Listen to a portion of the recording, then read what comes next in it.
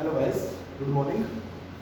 Volume surface area पढ़ रहे हैं हम, volume and surface area. Okay, तो सभी फिगर्स पढ़ चुके हैं हम, क्वेश्चंस देख चुके हैं। एक फिगर बची है हमारी फ्रस्टम। फ्रस्टम के अबाउट हम सब पढ़ चुके हैं। वॉल्यूम कैसे फाइंड करते हैं, कर्व सरफेस एरिया कैसे फाइंड करते हैं, टोटल सरफेस एरिया एल क्या होता है, उसके अंदर सब फ्रस्टम कैसे बना, डेरिवेशन देख चुके हैं हम वॉल्यूम की, कर्व सरफेस एरिया की। ओके, तो आज हम कुछ फ्रस्टम के क्वेश्चंस करते हैं। ठीक है, शुरू करते हैं। लास्ट फिगर है, देखिए क्वेश्चन, फर्स्ट क्वेश्चन लिखिए। हाँ जी, लिखो फर्स्ट क्वेश्चन क्या बोल रहा है। A shuttlecock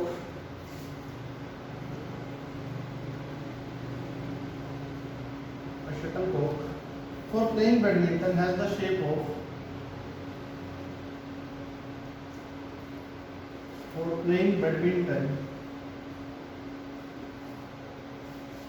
has the shape of frustum of cone, has the shape of frustum of cone mounted on a hemisphere as shown in figure. Mounted on a hemisphere as shown in figure, अभी बता देते हैं। ठीक है, the external radius of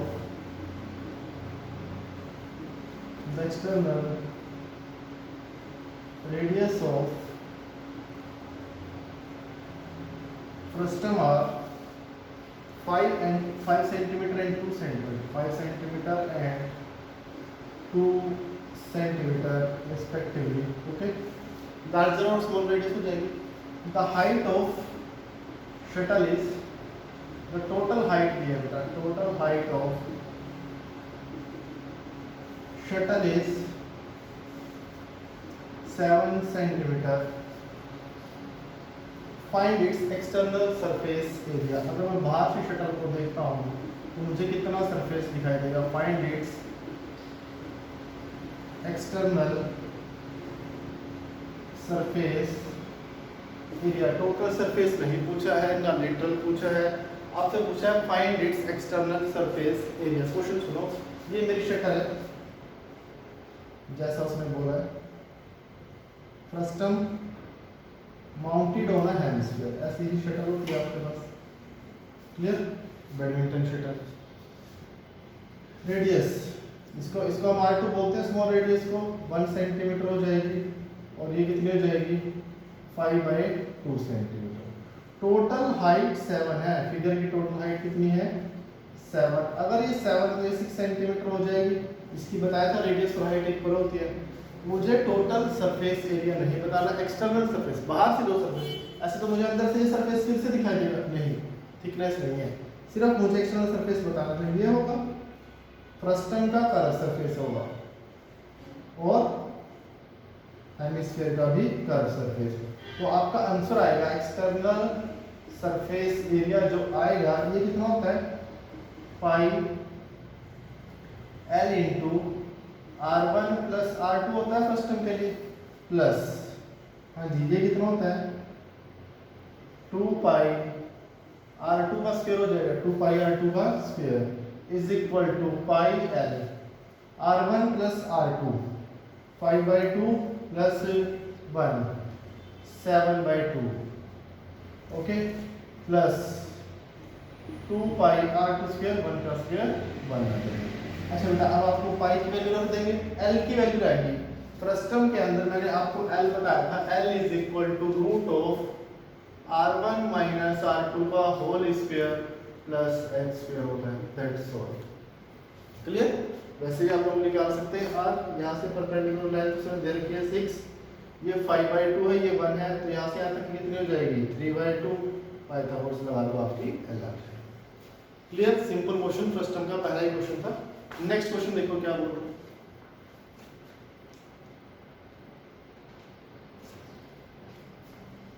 हाँ जी, next question. A bucket of height 8 and made of copper sheet. bucket of height 8 centimeter,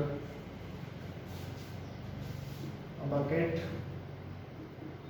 of height 8 centimeter and made of copper sheet with radius of lower and upper ends are with radius of upper and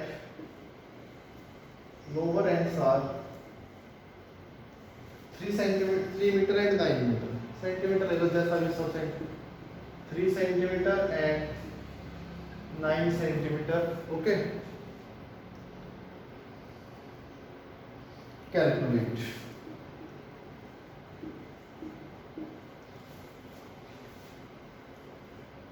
हाँ जी calculate. आपको जो आप calculate करना है first height of cone of which bucket is the part. Height of cone of which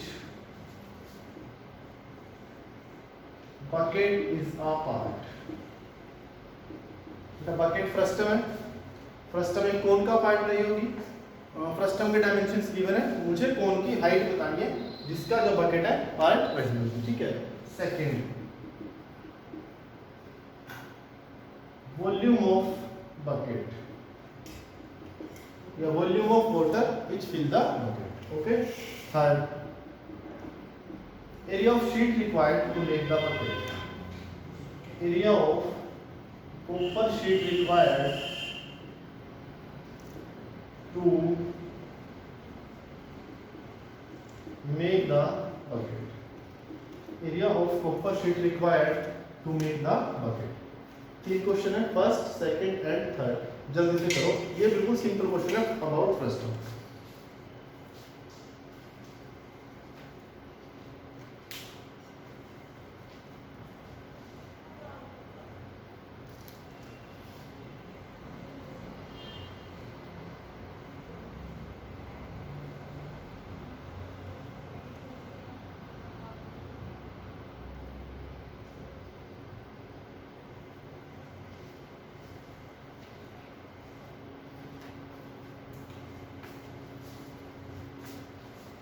चलिए शुरू करते हैं.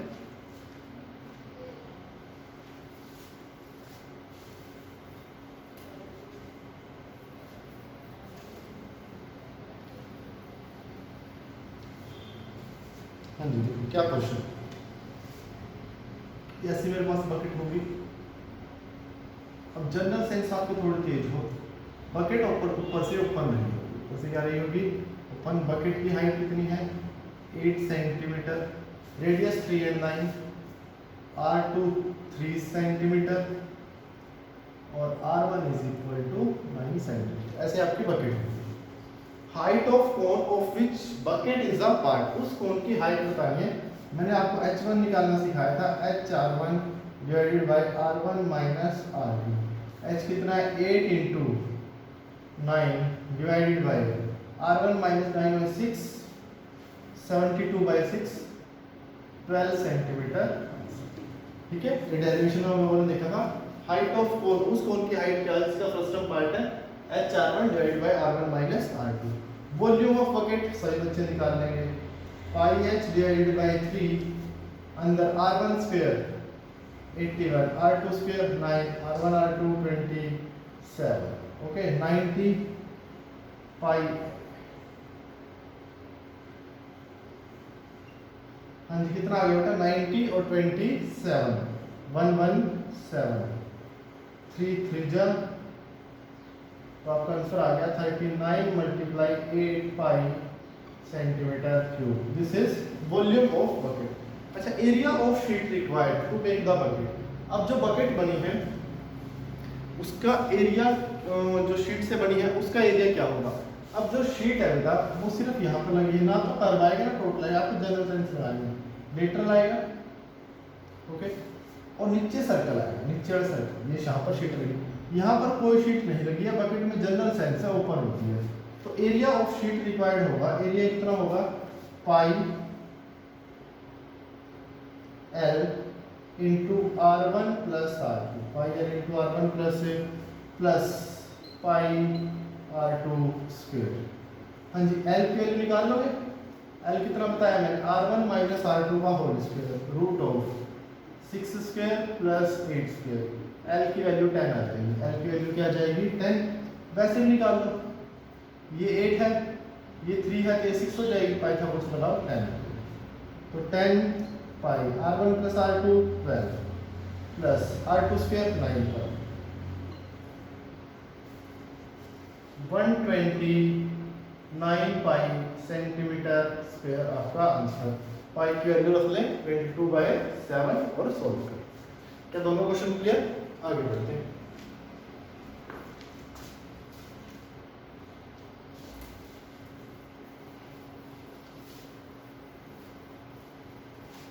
हाँ जी, next question.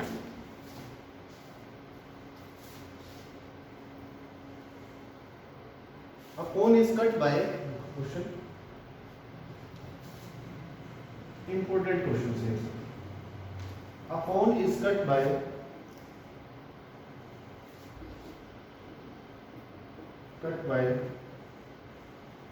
plane parallel to base and upper portion is removed.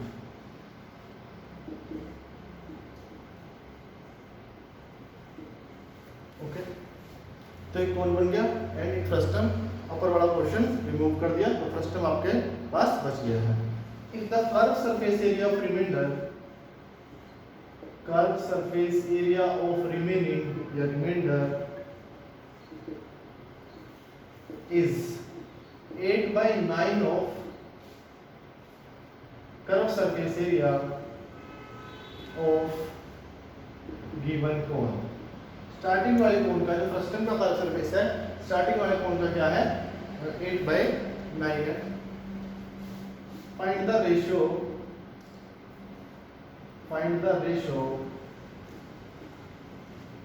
in which the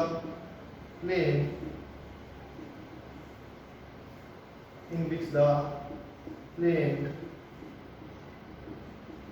divides the altitude of cone। Important question है, अच्छे से question लिखो, फिर मैं बताता हूँ क्या मीनिंग है, लिटरल मीनिंग क्या है। सुनो, मेरे पास एक कोन है, मैंने कोन को plane parallel to base cut कर दिया। प्लेन पैरेलल टू बेस क्या कर दिया, कट कर दिया। अपर पोर्शन को रिमूव कर दिया, अपर पोर्शन को क्या कर दिया, रिमूव। तो मेरे पास फ्रस्टम बचा।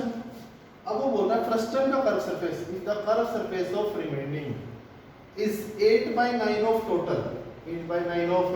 total, then find the ratio in which the plane, ये मेरा प्लेन है, divides the cone altitudes को, ये जो प्लेन है, ये मेरी कोन की हाइट थी, किस रेशियो में डिवाइड कर देता है। मान लो ये पॉइंट A है, ये B है, ये C है, ये D है, ये क्या है, E है। तो मुझे फाइंड करना है AB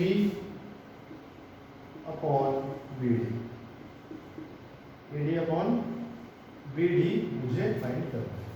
सुनो क्वेश्चन, प्लेन ने कोन की हाइट को, कोन की एल्टीट्यूड को किस रेशियो में डिवाइड किया है, देखो यहाँ से AB रेशियो BD कर दिया है, यही आपको फाइंड करना है। Start doing this.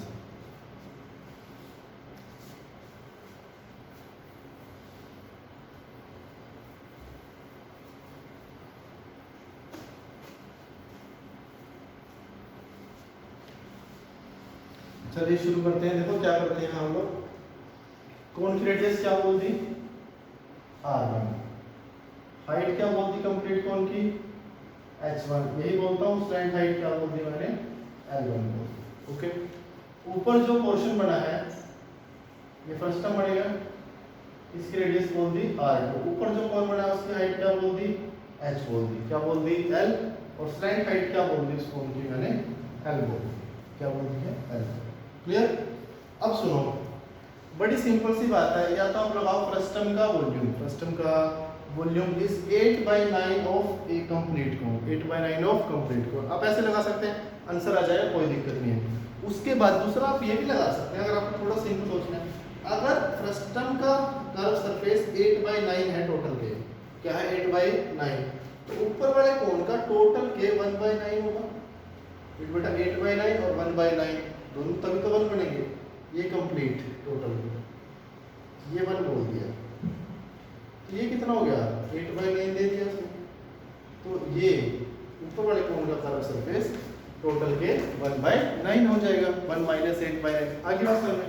अच्छा जी लगाओ ऊपर वाले कोण का कर्व सरफेस कितना होगा पाई r2 क्या बोले sine height l2 pi r2 l is equal to complete कोण का पाई r1 l1 क्या दोनों इक्वल है नहीं भाई ये वाला टोटल के 1/9 है।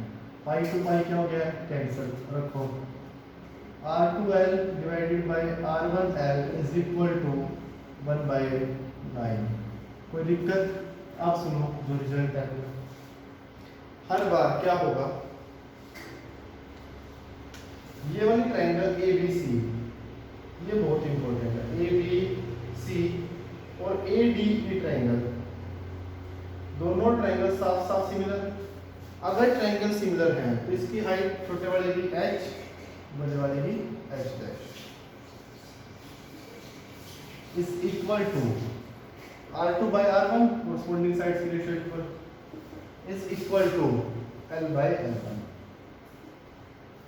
तो बेटा r2 by r1 की वैल्यू आ रही है मुझे हाइट की रेशियो निकालनी है h by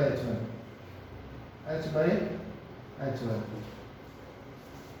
यहाँ पे r1 l1 आया l by l1 की वैल्यू भी यही आ रही है h by h1 is equal to 1:9 h square by h1 square is equal to 1/9 prove कर देंगे h by h1 is equal to 1/3।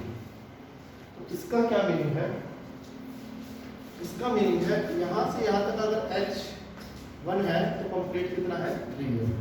तो मुझे तो ये AB अपॉन BD फाइंड करना था। अगर AB 1 है तो AD कितना है 3 ये नीचे वाला 2 होगा ये 1 होगा कैंसिल आ जाएगा 1:2 आपका। ओके समझ आया इंपॉर्टेंट क्वेश्चन है नोट करो।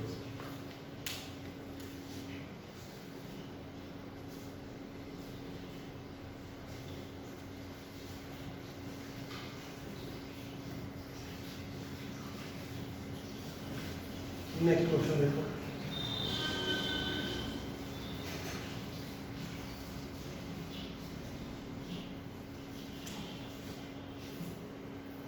a cone of height 30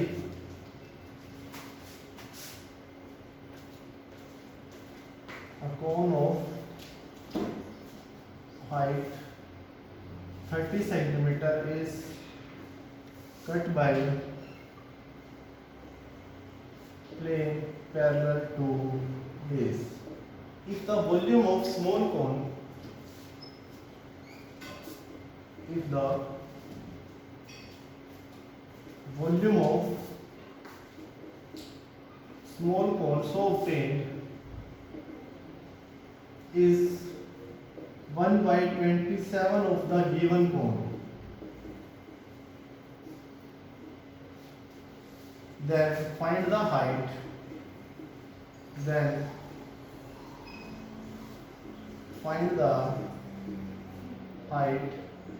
at which section is made। ठीक है क्या बोल रहा है आपके पास एक कोन है आपने उसको कट कर दिया तो जो छोटा कोन है उसका वॉल्यूम बड़े कोन के 1/27 है। आपको कहना है किस हाइट से कोन को कट किया गया है at what height the section is made किस हाइट से कोन को कट किया गया है। Option is 10 centimetre 20 centimetre 25 centimetre and 5 start doing.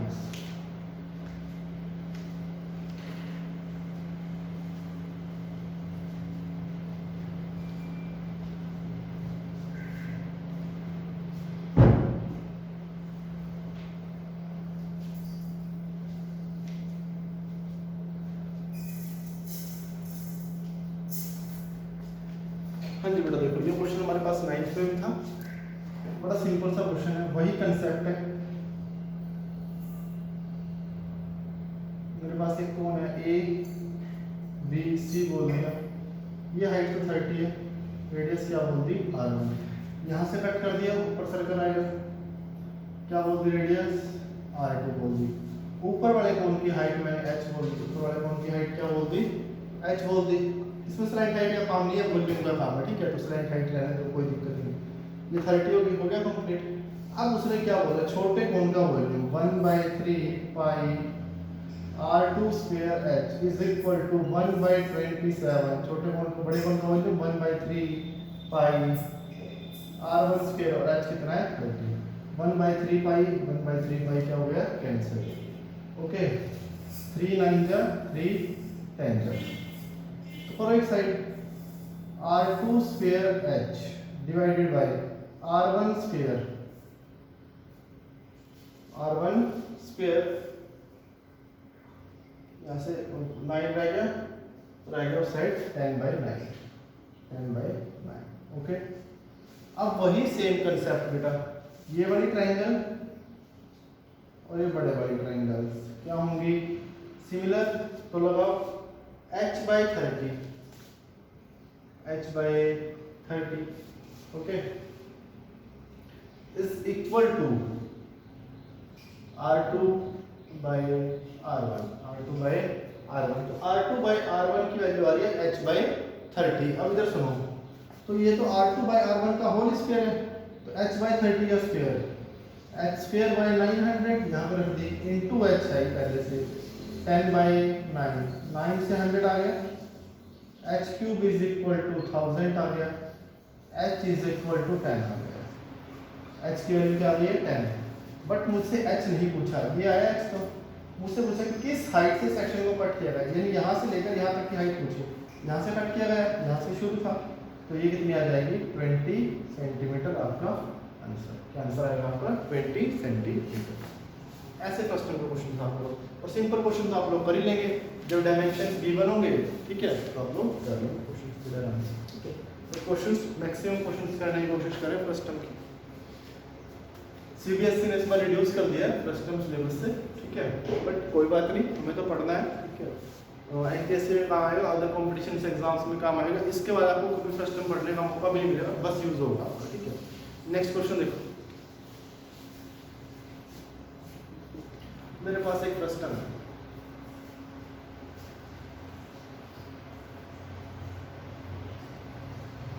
कौन है, सॉरी फर्स्ट टर्म नहीं है, क्या है, मेरे पास एक कौन है, उसकी हाइट जो भी रही हो डजंट कौन है।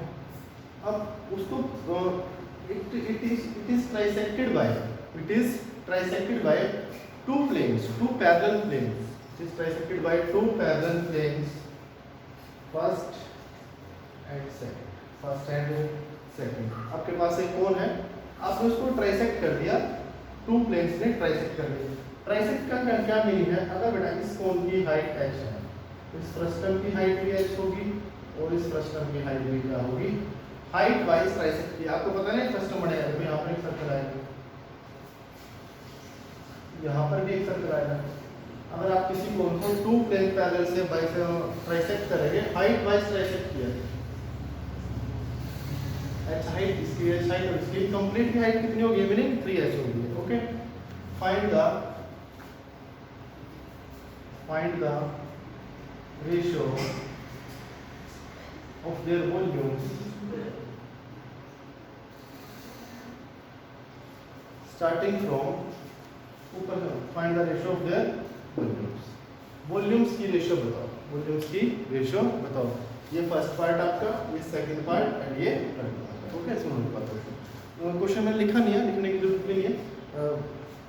एक कोन है, उसको plane parallel to base, to plane parallel ने उसको 3 पार्ट्स में डिवाइड कर दिया है, हाइट सभी की इक्वल है। मान लो हाइट 30 थी, तो 10 से लगा दिया, फिर 10 से लगा दिया, ठीक है। अब वॉल्यूम तो इक्वल नहीं रहा होगा सभी का, क्योंकि इसकी रेडियस कम है, इसकी ज़्यादा, कोई फ्रस्टम है, कोई कोन है, ओके। मुझे वॉल्यूम्स की रेशियो फाइंड करनी है। स्टार्ट विद दिस, ऑप्शन लिख देता हूँ, 1:8:27, 1:7:19, 1:7:15, ऊपर से वॉल्यूम फाइंड करना है, 1:3:7। Start with this.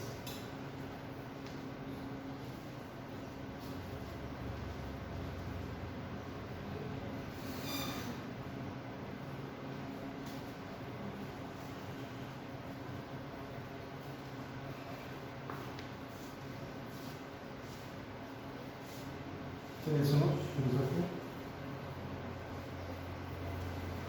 बिल्कुल ही सिंपल क्वेश्चन है।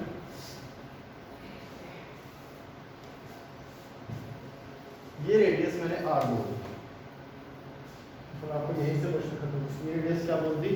आर बोल दी। अब बताओ जो फर्स्ट कोण है, क्या है? फर्स्ट कोण, सबसे बड़ा कोण, उसकी रेडियस आर है और हाइट कितनी है उसकी? 3h है। ओके ठीक है, ये आप ऐसा करो, इसको r/2 r/, इसकी रेडियस आर बोल दी, इसके छोटे कोण की रेडियस क्या बोल दी? आर। अब इधर सुनो, सबसे छोटा कोण और सबसे बड़ा कोण उठा लिया। क्या उठा लिया? सबसे छोटा कोण और सबसे बड़ा कोण। तो ये वाली ट्रायंगल और कंप्लीट बड़े वाली ट्रायंगल सिमिलर होगी। अगर इसकी हाइट h है तो बड़े वाले की हाइट 3h है, तो इसकी रेडियस अगर r है तो ये हो जाएगी 3r। अगर आप इसको r लेते तो वो r/3 हो जाती, कुछ फर्क नहीं पड़ता, सेम आता। अब आगे बात समझ लो। अच्छा अब आगे सुनो, अगर ये वाली ट्रायंगल और ये वाली ट्रायंगल ये भी सिमिलर होंगी, नाम लिख देता हूँ A B C D E F G।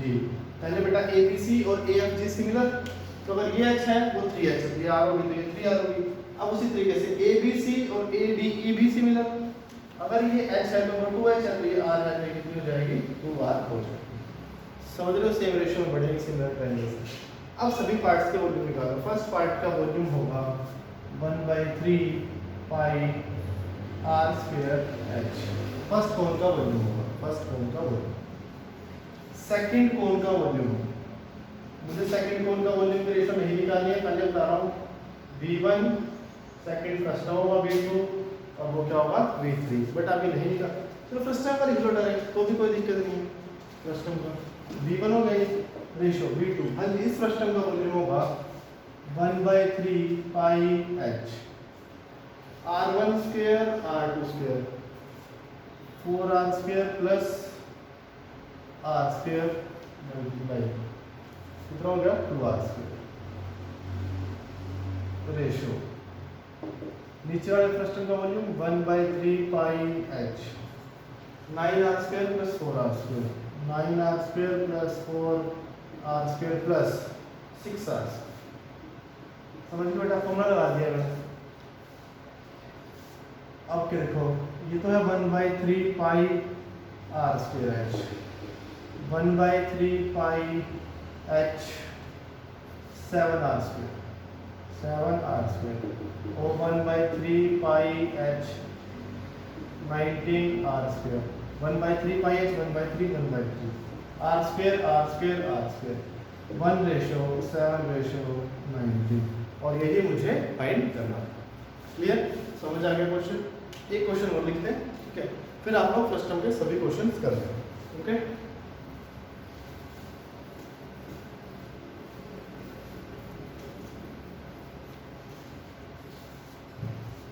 हाँ जी, देखो अभी क्या question.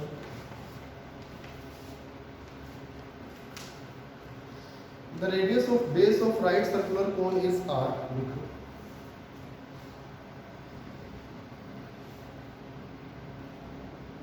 radius of cone is r. It is cut by plane parallel to base at a height h from the base. It is cut by plane parallel to base at a height h from base. बेटा बड़ी simple सी बात है, आपके पास एक कोण है, radius r है, आपने उसको plane parallel to base h height से कट कर दिया, तो आपके पास एक फर्स्ट टर्म बन गया h हाइट का, रेडियस r है। आगे देखो क्या बोलता है, the distance of the boundary of the upper portion, यहाँ लिखता हूँ the distance of the boundary of the upper portion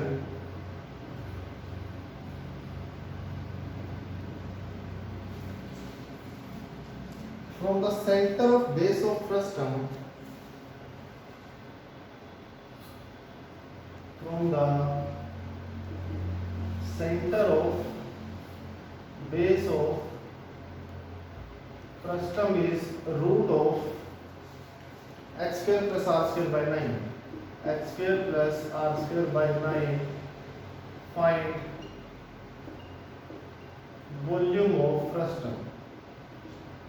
Find volume of frustum. सुनो क्या हुआ,